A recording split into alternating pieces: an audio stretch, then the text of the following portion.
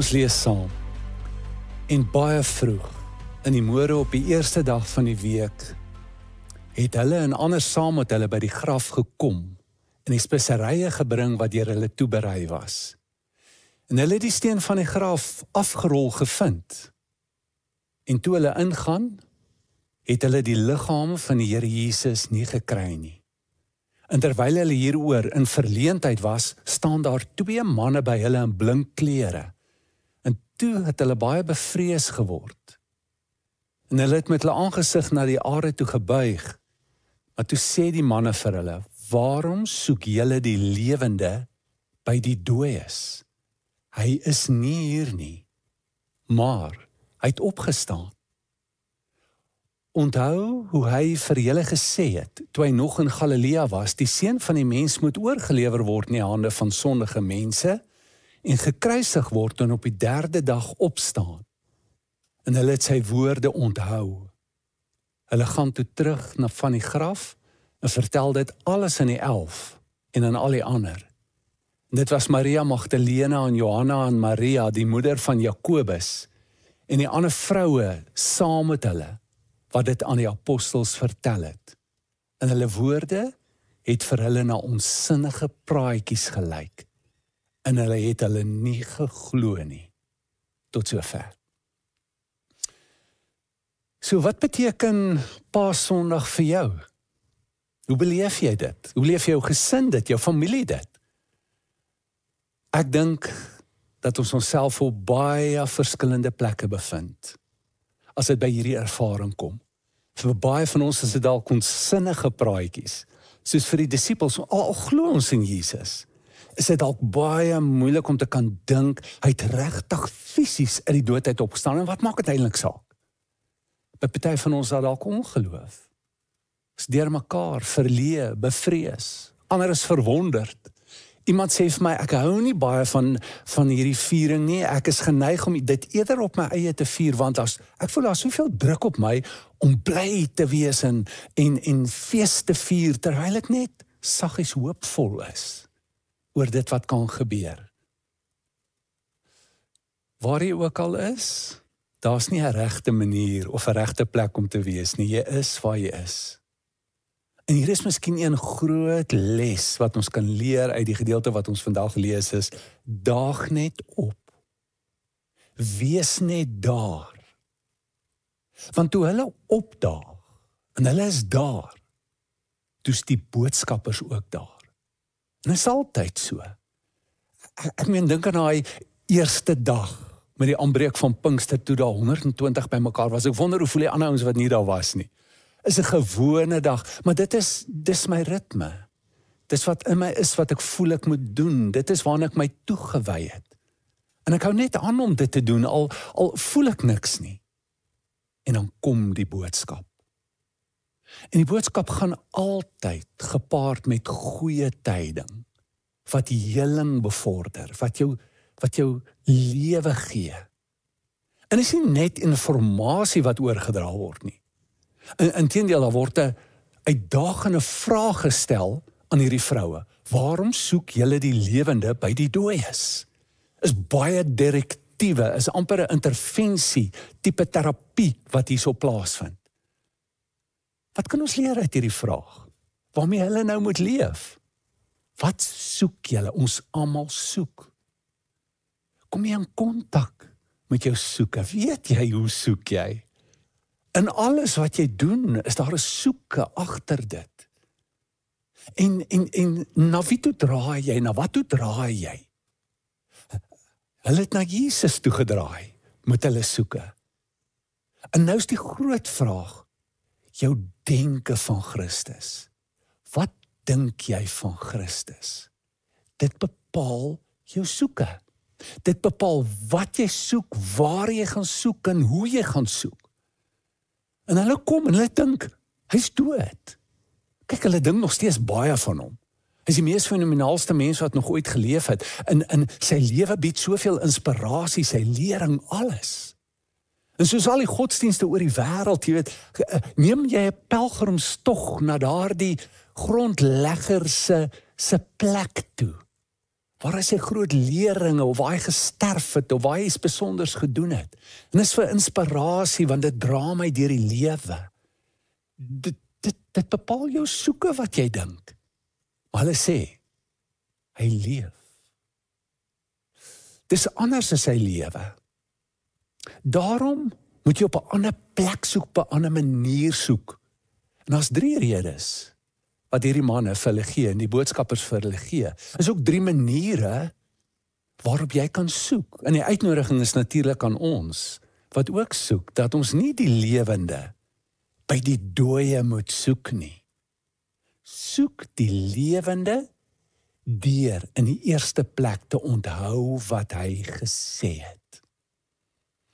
Die manne vra, Kniel nie onthou wat hy vir julle gesê het nie. Hy het gesê hy gaan sterf en hy gaan opstaan.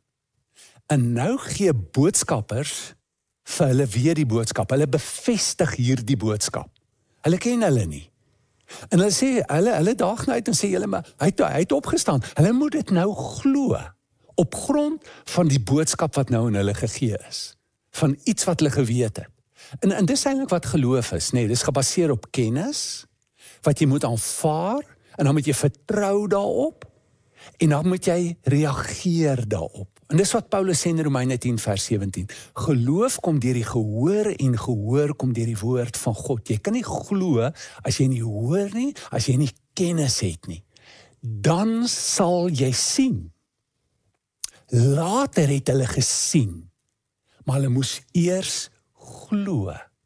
En is baie interessant, dat Jesus na sy opstanding vir 40 dae verskyn het, net aan die wat geglo het. Maar dit is so moeilik om te glo, dat daar iemand is, wat die dood oorwin het, wat uit die doodheid opgestaan het. Jy weet, ons kan natuurlik die idee hê dat baie makliker vir hulle moes gewees het, want hulle was primitiewe mense. Maar vandag met die mediese wetenskap waarmee ons sit, is dit net nie moontlik nie. Hoe kan 'n mens dit glo? Maar hulle was net so uitgedaag. Hulle wêreldbeskouing was dat as iemand regtig, as jy doodgaan, lê jy die vlees op. En jy lê dit af. En dan kan jy 'n god word. Jy kan edel word, maar nie met vlees nie. So nou kom Jesus met vlees en goddelikheid, dit gaan nie saam nie, dit maak nie sin nie, so dit word verwerp. Maar dit is so belangrik om hierdie geloof te hê, dat Jesus regtig uit die doodheid opgestaan het. Paulus sê, as jy dit nie kan kry nie, en het nie, dan is jou geloofstuk vergeefs. En hoe kry ek dit? Wel, deur kennis en informasie, van mense wat dit vir jou gee. Betroubare getuienisse. En dis wat hy doen, hy gee nou vir hulle feite. Hy sê vir hulle, daar was 3 vrouens, en daar was ander by hulle, en hy noem hulle name. Nou, dis baie interessant, hy skryf vir die brief so 45 jaar na Christus, so 12 jaar na Jesus se dood, in sy opstanding uit die doodheid. En dit is hoe almal geloof gekry het. Nie almal nie, die 99%. Almal wat vandag gelowig is, het op die grond van getuie van ander mense, wat hulle vertrou het, wat vir hulle gesê is, wat gebaseer is op die eerste ooggetuies, wat sê, dit het gebeur. Dis die rede hoekom al die briewe geskryf word. Jy weet, Johannes begin en sê, ek wil net vir hulle sê, ek het gevat, ek het gesien, ek het gevoel, ek was daar, glo my. En ek skryf vir julle, dat julle kan glo. So hulle geloof is nie gebaseer op 'n eerstehandse persoonlike ondervinding en ervaring met Jesus nie, maar in die geloof op wat vir hulle gesê word. Nou dink 'n bietjie, ek het gewonder, kom ons maak dit 'n voorbeeld van ons tyd. Jy kry 'n boek, hy's geskryf, oor iets wat 12 jaar terug gelede gebeur het, in 'n gebied die baie naby jou. Vir ons is dit Helton. Daar was 'n man met die naam van Mandela. Hy het gesterf. Maar vir 40 dae het hy in die omgewing verskyn aan mense. Een keer was daar 500 mense bymekaar gewees. En die ander keer was daar 12, en die ander keer was daar 2 wat langs die pad geloop het. En iemand skryf hierdie goed neer. En dit net 12 jaar terug gebeur. Wat sal jy doen? Wel, ek sê wel so moontlik. Maar daar sal definitief mense wees wat gaan sê, maar gaan ondersoek instel. Waar is hy 500 mense? Ek wil met hulle praat. Leef hulle nog? Kyk, almal leef nog. Hy noem hulle name, pertinent. En jy kan gaan kyk en jy kan met hulle gaan praat. Nou is dit moontlik dat al 500 en al 12 en al daai 2 wat langs die pad, dat almal saam kan jok en almal saam dieselfde storie kan vertel. En so oortuig is dat hulle sê, ek sal my lewe daarvoor gee, ek sal sterf daarvoor. En jy ken van die mense. Jy ken van die mense. Hulle is betroubare bronne. Jy ken hom, hy's 'n geleerde man, hy's 'n opregte man. Hy praat die waarheid. En hy's oortuig, dit het gebeur. As die boek herdruk word, sê dit vir jou iets. Weet jy hoe lank is die Bybel al herdruk? Hoekom? Omdat daar niemand na vore gekom het van daai oorspronklike getuienis wat gesê het, hulle praat die nonsens nie. Niemand het nie. Daar kon soveel publikasies uitgegaan het teen hierdie dinge sê, hulle kon niemand vind nie. Hulle het gegaan, hulle het gaan kyk, hulle het gesê dit is so. So hier is iets wat ons kan doen. Ons kan gaan na die oorspronklike ooggetuies toe. En net weer na hulle lees, hulle luister. Hier is wat Petrus sê, ons het die profetiese woord. Hy noem hierdie woorde wat ons het, hierdie goeie nuus, 'n profetiese woord. Hy sê, en is baie vas. Hy sê, asseblief, julle moet tog ag gee. Dan gebruik hy 'n metafoor, soos 'n lamp wat in die donker plek skyn, totdat die dag aanbreek. Hou aan, aandag skenk, dink daaroor, praat met ander betroubare getuies wat glo, wat dit sien, totdat die môrester in jou hart opgaan. Jesus het gesê, ek is die môrester. So, hier is die eerste groot ding. Onthou wat gesê is. Die tweede groot ding is, as jy die lewende wil vind, onthou, hy moes oorgelewer word, gekruisig word en opstaan. Wat beteken dit? Hy moes ly, hy moes sterf. Hoekom? Want dit is God se manier. En in die kerk word daar gepraat van die Paschal misterie. Mens kan dit nie verstaan nie, dis 'n misterie. Hoekom is dit so? Dat die Here redding, nuwe lewe voortbring, deur lyding en deur dood. Hoekom? Dis hoe dit vir ons gekom het deur Jesus Christus. Maar dit is sy manier waarop hy werk in die hele skepping, in die natuur. Sien ons hierdie siklus aan mekaar gebeur, van agteruitgaan, doodgaan, 'n nuwe lewe wat begin. Onder diere, onder plante, maar ook in ons eie lewe. In al die fasette van ons lewe. Kan jy agterkom dat daar 'n lyding is deur 'n verlies wat jy gelei het. Dis soos 'n dood waardeur jy gaan. En dan, na 'n tydperk van rou en afskeid neem, ontvang jy weer 'n nuwe lewe. Dit gebeur met jou jeugdigheid. Jy verloor jou jeug, jou skoonheid. Jy verloor jou heelheid. Jy verloor jou drome, jy verloor verhoudings, en van die seerste pyn wat daar kan wees, idees van God. Dit voel asof jy God verloor, maar is eintlik net die idee van God, wat geskit word in jou lewe. Idees van die kerk, of wat jy, en hoe jy die kerk beleef. Dis pynlik. Maar deur dit, kan 'n hele nuwe lewe kom. En Paulus sê dit, hy sê, ek wil 'n deelgenoot wees, aan Jesus se lyding, sy sterf en sy opstandinge, sodat ek kan deel in die opstanding van sy nuwe lewe. En dit is nie iets wat net eendag gaan kom nie, eendag in volmaaktheid, maar dit gebeur nou met ons. Ons daaglikse dode wat ons sterf, sê Paulus.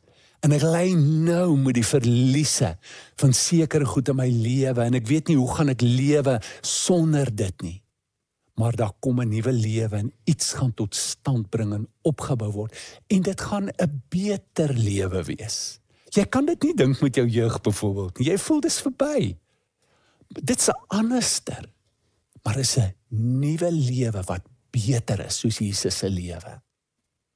Die laaste een is, deur na hom te soek waar hy is.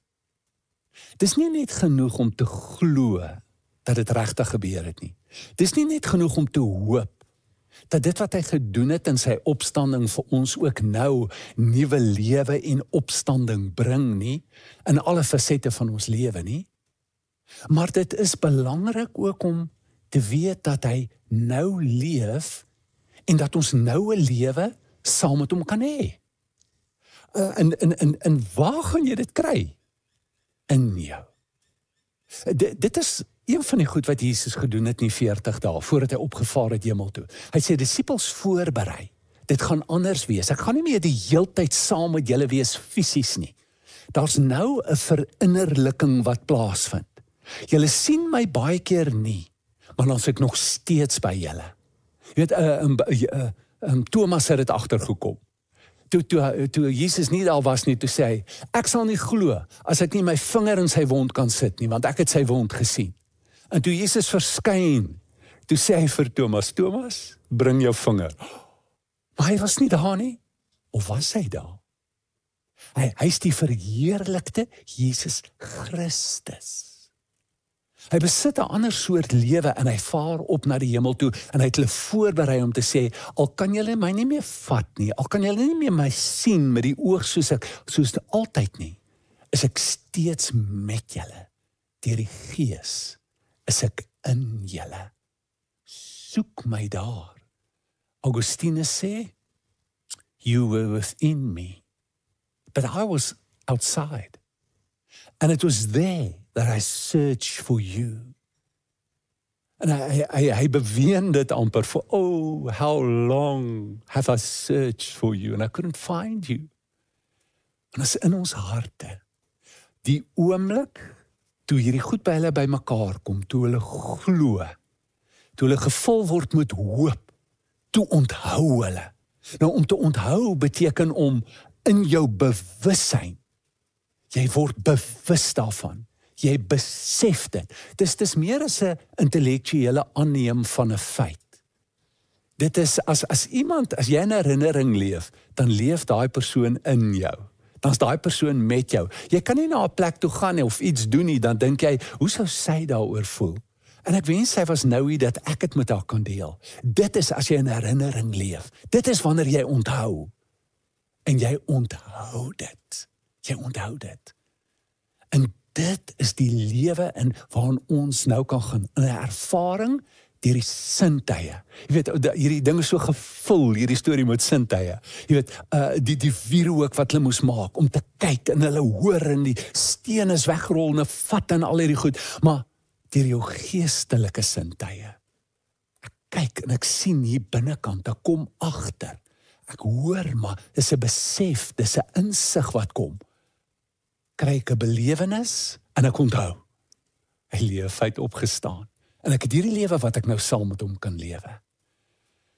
Sy word uitgenooi waar jy ook al is. Miskien is jy een van daai wat sê dis 'n onsinnige ding hierdie. Ek kan dit net nie glo nie.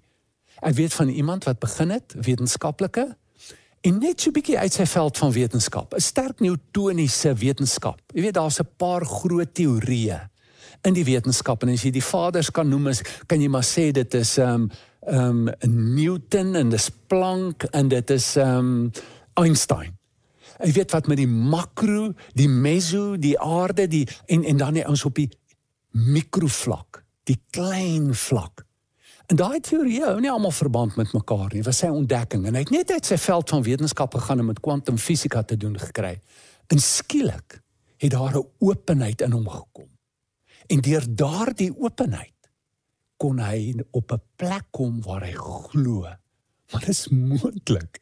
Dit is heeltemal moontlik. Dit is nie net moontlik nie. Dit moet so wees van, kyk, al die mense sê dit. Hou aan om te soek. As jy soek, sê jy vind dit, Jesus sê. Hou net aan soek na die lewe, kom in kontak daarmee. As jy sê ek het dit, ek glo dit. Maar ja, en ek hoop net eendag, ek sien so uit na die wederkoms dat al die pyn en alles verbykom.